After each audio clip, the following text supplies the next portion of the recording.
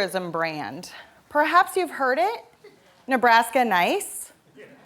Yeah, I've read some comments on Facebook, and I've heard it in some ads, and I've heard it be mocked, and I've heard it used with great pride, but mostly I wondered, what does that mean, Nebraska Nice? Is it like the weather is always nice in Nebraska? Or is it the people in Nebraska are so nice? Or what I've decided is maybe it's code word for Go Big Red. No matter who or what you've decided Nebraska Nice describes, the fact is you have decided. With just 2 words, Nebraska Nice, you've conjured up an image in your brain of what Nebraska Nice looks like and feels like, and what you can expect to experience with Nebraska as a result. So, how about these 2 words? Old age. Gray hair. How about senior citizen? Like Nebraska Nice, words like gray hair, old age, senior citizen conjure up images in each of your brains. You see wrinkled, grumpy, tired. You see frail, lonely, afraid. You see the walker, the cane, dependency. You see, I know what you see because I've seen it myself. Our brains are trained to conjure up images until something disruptive comes along and forces us to replace those images. We maintain them. For more than 25 years, I've worked in healthcare with the aging, elders, seniors, whatever it is that you call them. And to be clear, they don't want to be called any of those things. There's one thing, though, that has not changed in those 25 years, and that is the long-held image that we have in our minds of what growing old looks like and feels like. In fact, ageism itself, that of stereotyping individuals solely on the basis of their age, has essentially become a disease in America. And in a healthcare system, once you have a disease, then you have a treatment plan. So like Nebraska Nice has equipped the entire world to know what to expect of Nebraskans, all of them. Old age, gray hair, senior citizen, has defined how in a healthcare system, all of us will be cared for. And yes, all of us are aging. This does apply to each of us. In America, we're all part of a healthcare system. And a system is detailed methods, it's routines, procedures, all to solve a problem, which is really fantastic because we have a problem, and the problem is aging. So we should be delighted that we have a system to solve our problem.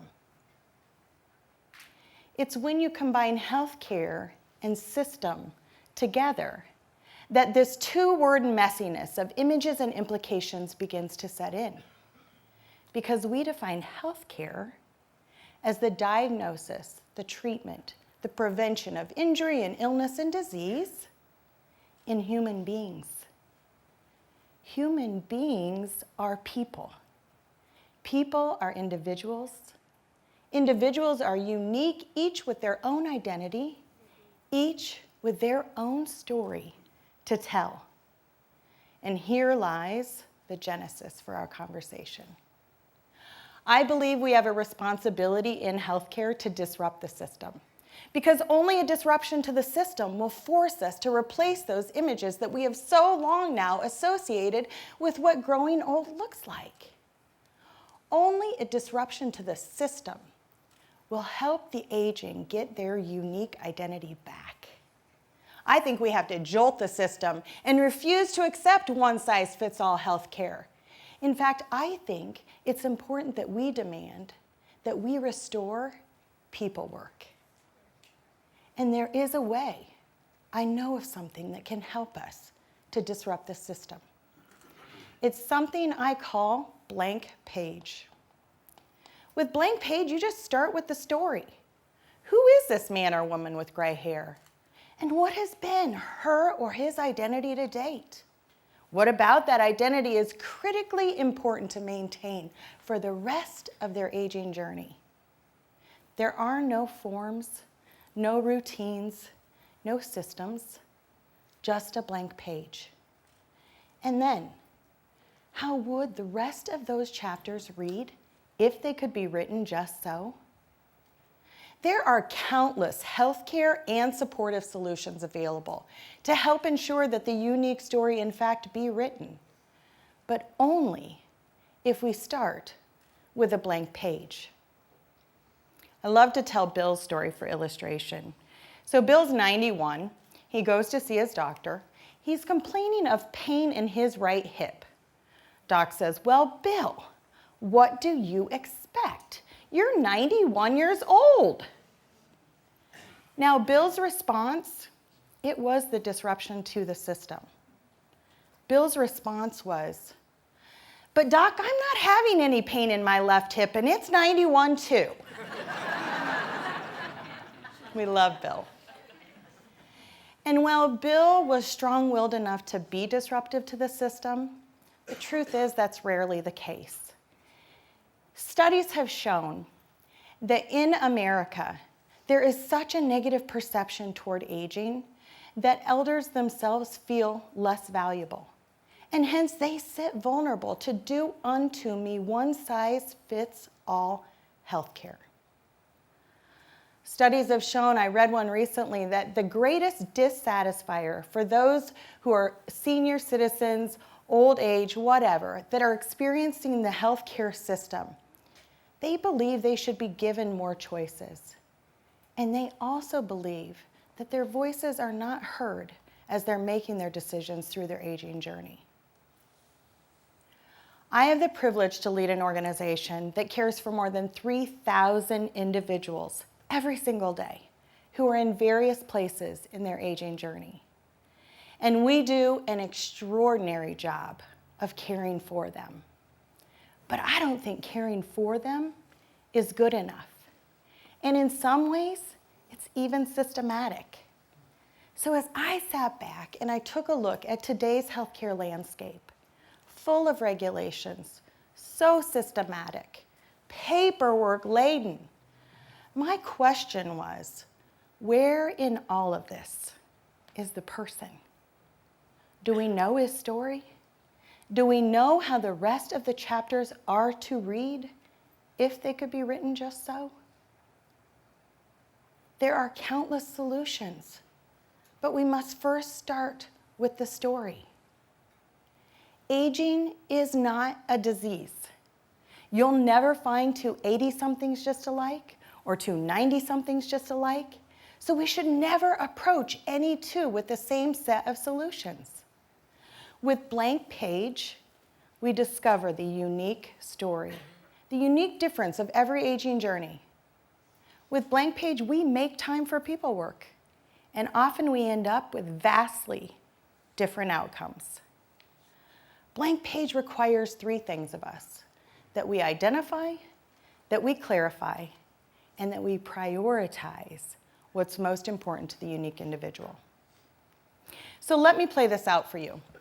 In today's healthcare system, a 75-year-old man with severe heart pain goes to the emergency room, is sent in for surgery, systematic, routine. In today's healthcare system, an 83-year-old woman who breaks her hip, she goes to the hospital, is sent to the skilled nursing facility for rehabilitation, systematic, routine. In today's healthcare system, a 92-year-old home care patient, she gets pneumonia. She's hospitalized, then sent to long-term care, and she never returns home. Systematic, routine. Both promote ageism. Here's blank page. The man with heart pain, his name's Bob. And Bob goes to the hospital, he gets his pain treated. And then instead of going to any kind of other facility or into surgery, he goes home and he chooses palliative care. Because with blank page, we discovered that Bob's only dreams were to be kept pain-free and able to work with his hands. And Edna, who broke her hip, she goes to the hospital. But she gets to skip skilled nursing facility. And she returns home instead with the support of family and in-home therapy. Because with blank page, we discovered that Edna is the loving grandmother of 13, who's always been the rock of her family, and home is possible. And finally, Helen, who had pneumonia. Helen said, "Please don't take me to the hospital." Helen chose to remain in her own home with comfort care. No pain, at peace, because Helen had lived a good life. So what is the major difference? With blank page, there are no systems, there's no routine, there's no ageism. There's just a unique individual with a blank page in charge of writing his next chapter in his own words, with his own timing.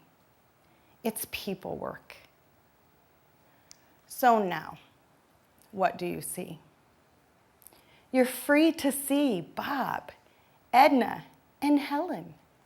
Instead of blank page, instead of old age, gray hair, or senior citizen. You see, healthcare and system don't always work well together, because healthcare is for people and systems are for problems. In our current culture of ageism that views the aging as the problem instead of the person, it needs a gut check. It needs a wake-up call, come to Jesus, we expect change moment. It needs a ripple effect. It starts with me. It starts with you. But most importantly, it starts with a blank page.